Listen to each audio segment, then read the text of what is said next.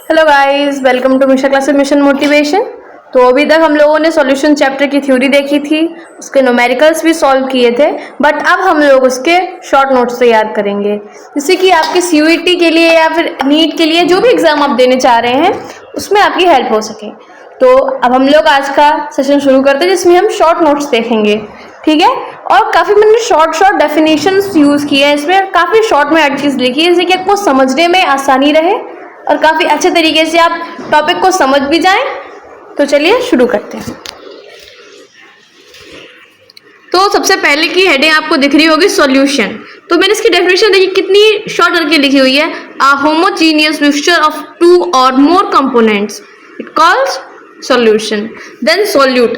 Solute को समझने के लिए सबसे बेस्ट तरीके से मैंने लिखा है कि मैंने देखा है कि काफ़ी लोगों को से प्रॉब्लम होती है सॉल्यूट और सॉल्वेंट में, लोग कंफ्यूज हो जाते हैं, है ना। तो इसमें आप कंफ्यूज नहीं होगे बिकॉज देखिए कि सॉल्यूट को मैंने कितनी अच्छे से लिखा है कि लेसर अमाउंट, मतलब जो चीज़ कम है सॉल्यूशन में, जो चीज़ कम यूज हो रही है वो क्या है, वो सॉल्यूट हो जाएगी, और जो चीज़ ज़्यादा यूज हो रही है वो सॉल्वेंट है, यानी कि लार्जर अमाउंट में जो चीज़ यूज होगी वो सॉल्वेंट है। तो ये डाउट आपका सॉल्व हो गया होगा आई होप, सॉल्यूट और सॉल्वेंट का। अब हम देखेंगे molarity. Molarity number of moles of solute dissolve पर लीटर ऑफ सॉल्यूशन। देखो मोलैरिटी और मोलैलिटी में कंफ्यूज होने की बिल्कुल जरूरत नहीं है। जहां पर मोलैरी मींस आर आ रहा है वहां पे लीटर। देखो आर का और लीटर का हम लोग ऐसे बना सकते हो आप लोग कि मोलैरिटी में लीटर की यूज होगी और मोलैलिटी में केजी की। Simple, number of moles of solute dissolved per litre of solution it called molarity. इसमें यही होगा, ठीक है। मोलैलिटी में क्या होगा, number of moles of solute dissolve per KG of solvent. क्या इंपॉर्टेंट है इसमें, केजी, ये केजी, इसमें केजी है और इसमें लीटर, ठीक है। तो मोल फ्रैक्शन, अभी हम लोग क्या देखेंगे, mole fraction. The ratio of moles of one component to the total moles of all component in solution. ये मोल को बहुत ही सिंपल रेशियो हमको किस किस का देखना है, मोल्स ऑफ वन कंपोनेंट और जो टोटल मोल्स हैं उसके कंपोनेंट्स का देखना है, ठीक है। तो ये हो गया मोल फ्रैक्शंस। अब हम बात करेंगे राउल्ट्स लॉ के बारे में। The partial vapour pressure of a component in solution is directly proportional to its mole fraction in the solution, ठीक है। बहुत ही शॉर्ट करके राउल्ट का लॉ लिखा हुआ है इसमें। अब हेनरी का लॉ देखेंगे। The solubility of a gas in liquid is directly proportional to the pressure of the gas above the liquid, ठीक है। ये भी देख लिया। अब हम लोग कॉलिगेटिव प्रॉपर्टीज देखेंगे क्या होती हैं। Properties of solution which depend only on the number of solute particles not their nature. ये जो कॉलिगेटिव प्रॉपर्टीज होती है वो किस पे डिपेंड करती है, नंबर ऑफ सॉल्यूट पार्टिकल्स पे, ना कि उसके नेचर पे। इसलिए मैंने अलग से लिखा हुआ है नॉट देयर नेचर, ठीक है। अब नेक्स्ट पे चलते हैं। अब कॉलिगेटिव प्रॉपर्टीज होती कौन कौन सी है, relative lowering of vapour pressure, elevation of boiling point and depression of freezing point, and last and most important osmotic pressure. तो सबसे पहले ऑस्मोटिक प्रेशर को समझने से पहले हमको ऑस्मोसिस समझना पड़ेगा। What is osmosis, the spontaneous flow of solvent molecules from a region of lower solute concentration to higher solute concentration through a semi permeable membrane। Simple सा मतलब है कि जो सॉल्वेंट के जो मॉलिक्यूल्स हैं वो लोअर सॉल्यूट कंसंट्रेशन से हायर सॉल्यूट कंसंट्रेशन की ओर जाएंगे, किसकी हेल्प से, with the help of semi permeable membrane. ये क्या कहलाता है, ऑस्मोसिस। It called osmosis.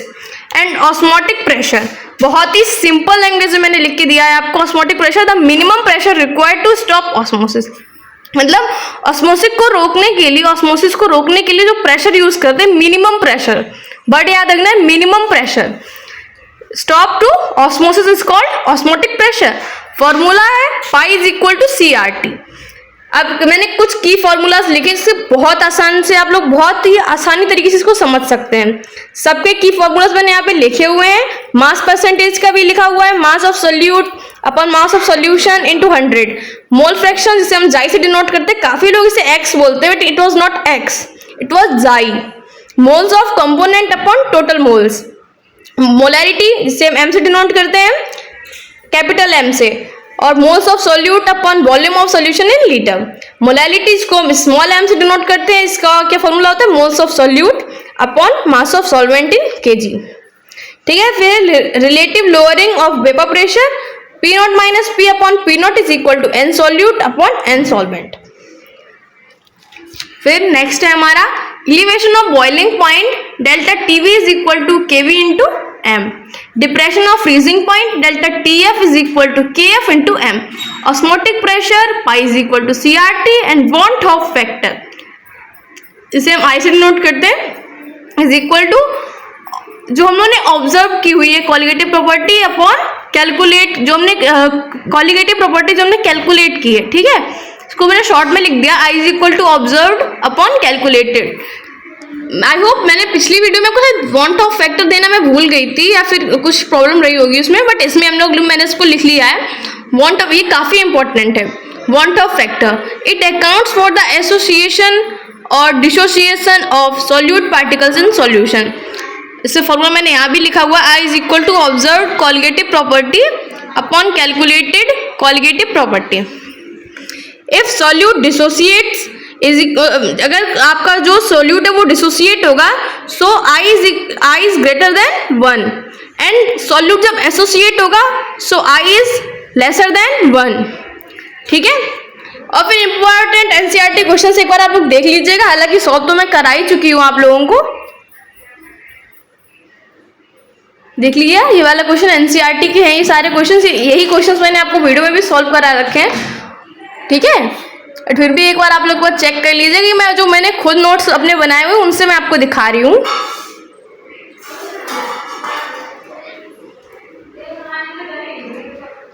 तो देख लिया आपने, इसी के साथ हमारी आज की वीडियो यहीं पर समाप्त होती है। Thanks for watching. I hope आपको कोई भी इसमें प्रॉब्लम नहीं रही होगी। हम लोगों ने काफी अच्छे तरीके से सॉल्यूशन चैप्टर को समझ लिया, इसके शॉर्ट नोट्स भी देख लिए, थ्योरी भी बहुत अच्छे से समझ ली थी हम लोग। सबसे ये वीडियो लगभग आई होप थर्ड पार्ट में बन चुकी है हमारी। सबसे फर्स्ट पार्ट में हम लोगों ने क्या समझा था, फर्स्ट पार्ट में हम लोगों ने सॉल्यूशन चैप्टर की थ्योरी समझी, ठीक है। सेकेंड में हम लोग न्यूमेरिकल सॉल्व किए और थर्ड में हमने इसको शॉर्ट नोट्स में समझ लिया इस चैप्टर को। इस चैप्टर को जब शॉर्ट नोट में समझा तो आई होप मैंने एक भी डेफिनेशन ऐसी नहीं रही होगी जो इंपॉर्टेंट होगी और वो मैंने आपको नहीं लिख पाई। सॉल्यूशन यहाँ तक कि सॉल्यूट और सॉल्वेंट भी आप लोगों को लिखवाया जिससे कि किसी को भी प्रॉब्लम ना हो समझने में। Molarity, mole fraction, rods law, Henry's law, want Hoff factor, तो सब कुछ ही मैंने आपको लिखवाया है, ठीक है। तो फिर मिलते हैं नेक्स्ट वीडियो में, तब तक के लिए आज हमारा सॉल्यूशन चैप्टर खत्म हो चुका है। और किसी को कोई भी डाउट हो तो प्लीज मुझे कमेंट करिएगा, मैं आपके डाउट को सॉल्व करने की पूरी कोशिश करूंगी। चैनल को सब्सक्राइब कर दीजिएगा, वीडियो को लाइक और कमेंट तो भर के कर ही दीजिएगा और शेयर भी कर दीजिएगा जिससे कि आपके फ्रेंड्स को भी ये इंपॉर्टेंट वीडियो मिल जाए। Thanks for watching.